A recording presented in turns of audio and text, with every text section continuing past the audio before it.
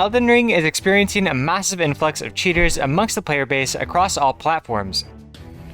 This is disgusting. This is awful in every way. If I could kill it, I would. And unfortunately, this really isn't all that surprising. In any game where PvP exists, there will always be cheaters that become increasingly shameless. Yeah, do you see what's happening with me? Sure, they might start with simple things like a convenience fix for their terrible aim, but then it leads to wall hacks, invulnerability, and eventually even cheats that aim to destroy your hardware. Invisible. Oh. Hi, my name's Rust. I'm a Soulsborne content creator with an emphasis on PvP. And in this video, I'm going to be talking about the increasing prevalence of cheaters in Elden Ring, and the kinds of cheats that you may encounter in various ways to beat cheaters, without having to resort to cheating yourself. Be sure to like and subscribe, and let me know in the comments if you found this information helpful to you at all, or if you're just more confused than ever. First and foremost, this isn't meant to be a video on opinion or morality. Cheating is use of a third-party program which has a direct impact on your gameplay experience. Glitches and exploits, on the other hand, which don't use third-party programs in order to make them work, are not what I'm referring to in this video. Are glitches and exploits wrong to abuse in multiplayer environments? Yeah, sure. But this video isn't here to debate the definition of what cheating encompasses. Here, we're just talking about third-party programs such as Cheat Engine and save editors. The most common software that you'll see cheaters using, at least on PC, is called Cheat Engine. Cheat Engine on its own is basically just a script running software, and you can download or craft your own cheat tables to perform various functions, from quality of life changes, including spawning in items and showing hitboxes. I use these features very frequently in order to make videos to help illustrate various in-game mechanics. However, other people use Cheat Engine for less productive reasons, such as by giving themselves invulnerability or cheated stats. On PC, using Cheat Engine will get you flagged by Easy Anti-Cheat, getting your account banned. But this doesn't stop you from using cheats in offline mode or on seamless co-op servers. There are ways to enable Cheat Engine on the official game, which is why you might encounter people abusing Cheat Engine within the base game of PC. However, as of right now, the bypass for Easy Anti-Cheat isn't widely available, so the general public doesn't have easy access to it. Cheat Engine generally requires little to no expertise in coding whatsoever in order to use it. So when playing on seamless co-op, where Easy Anti-Cheat is disabled, you'll very frequently run into people using various cheats such as no dead, disabled hitboxes, or stat hacking. But luckily, most of these easily accessible cheats have some sort of counter to them. One of the most common scripts that you'll see people run is toggled HP. By simply checking the box that determines their health, they can set their HP to a fixed point so that any damage that they take gets immediately restored. It's pretty easy to identify if somebody has toggled HP because it will look like the player takes damage initially, but then their HP just resets to the full amount. This means that no amount of rot, poison, or bleed will do jack shit. However, if you can effectively do enough damage in one attack to reduce their entire health bar to 0, then you can kill them. Depending on their stat spread, this may be easier said than done. But most cheaters that try and make themselves invincible don't level Vigor. Shocker, right? And if their total health is low enough, then you can kill them either with a really hard-hitting attack, such as a fully charged R2 from a Colossal weapon, or a backstab or a riposte. You can make this easier on yourself by stacking the shit out of your damage with Rakshas's armor and a number of buffs. So if you're looking to one-shot a cheater with toggled HP, here's what you need to do. First, put on the Rakshas's armor and Mushroom Crown, and set up your talismans for maximum damage. If your cheater-killing weapon of choice is a Colossal Sword, then Spear Talisman, Two-Handed Sword, and Kindred of Rot Exaltation is what you'll need. Pop in Exalted Flesh, Golden Vow, and chow down on a meat dumpling to get your poison buff going. Last but not least, Royal Knight's Resolve. You have a pretty small window of time that you can land this before your buffs wear off, but cheaters aren't exactly the most intelligent creatures, and they're liable to simply walk into your hit. If you do more damage than their health bar, then the toggled HP won't be able to save them. If you don't have a good setup to one-shot them with a regular attack, then we have to step things up a notch. Critical hits do substantially more damage than almost any attack when fully buffed. Backstabs are well and good, but riposts do substantially more damage. A fully buffed riposte can do over 3000 damage on an optimized dexterity build at level 125. So even with the maximum achievable HP, your riposte will be able to kill a cheater with toggled HP.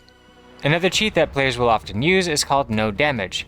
This makes it so that they take, well, no damage from your attacks whatsoever, no matter how hard you hit them. A no damage script can be easily identified if no visible number appears around the health bar when you hit them, and their total health remains the same. However, they remain susceptible to status effects, since they deal percentage-based damage to the player.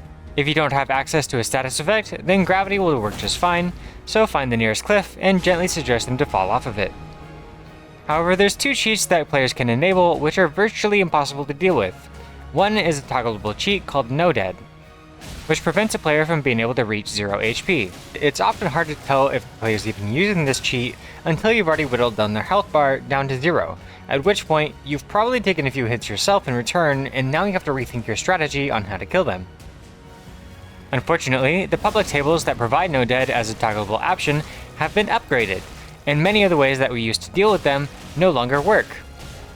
No Dead still allows a player to take damage, however, their HP will never drop below 1. So, no matter how big of a crit that you deal, or how far you drop them off the edge of the map, they still won't die. We tried a variety of things to solve this, by sending them down an elevator shaft, throwing them into the ocean, and even trying to deathblight them. But none of these options were successful. The only way that we found to kill a player with an updated No Dead script is by dropping them down very specific holes in the world. The one in Limgrave is a good example, as this particular hole has no floor, and if they fall outside of the bounds of the map itself, then it will trigger the player death. Luckily with this one, you can at least manipulate the person into the death fall, because you can hit them, with your down swords or the ringed finger, or other various ledging options. At the very least though, if you can knock them down the elevator shaft or something, then it's at least an inconvenience enough for them that they have to go and teleport themselves back onto the map again. The other, and possibly most frustrating cheat to deal with, is the disabled hitbox. This one completely removes your ability to hit or affect the other player in any way. The only way that you can actually hit them is by taking a riposte. However, the riposte will still do no damage.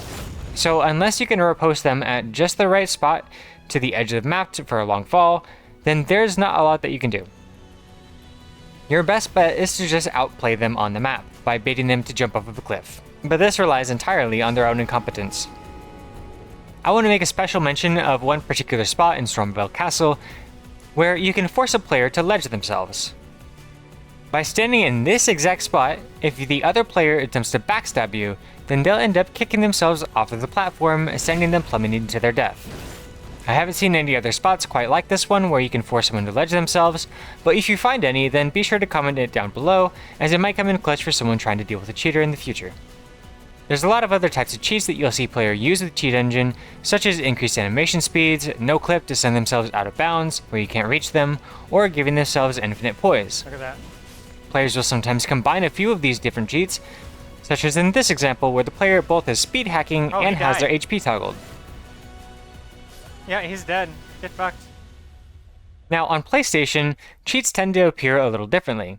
The most common cheats on PlayStation come as a result of save editing, giving themselves uncapped HP and maxing out their other stats. When players do this, they reach some shit like 4 million health.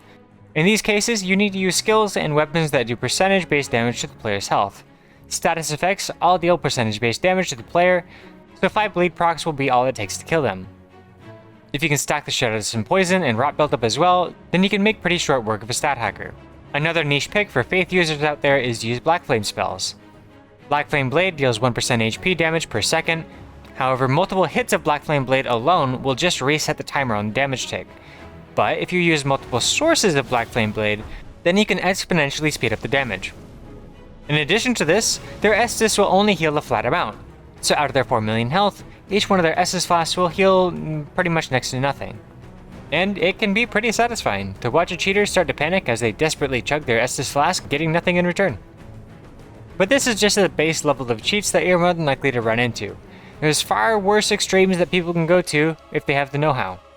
From attempting to fry your graphics card by overloading the game with particle effects, to the incredibly dangerous RCE exploit which notoriously resulted in Dark Souls 3 servers being shut down for several months in order to beef up security against this cheat. The reason why I'm making this video is that the prevalence of cheaters across all platforms is steadily rising.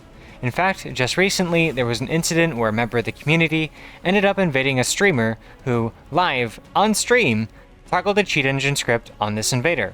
Now, the streamer's copium was that he felt justified in toggling on this invader because he was trying to offer the invader a 1v1 with his friend, but the invader started attacking all 3 of them. So therefore, since the invader wanted to do 1v3 instead of 1v1, he decided to gank him with infinite health. I don't really know how that logic adds up, but if you want to gank the guy, then just gank him. There's really no excuse for you to be cheating, especially when the player isn't doing anything wrong. Now, I don't know about how many of you watching this are invaders, but let me be clear, in an invasion, a duel is never a duel. A duel is a duel until the other guy starts looking like he's in trouble, and then it's a gank. Every time. So, being an experienced invader, there's no shot this guy takes the 1v1 bait, especially given the fact that this guy isn't in the room with the streamer and can't hear what he's saying. This is just some random invader in some random world.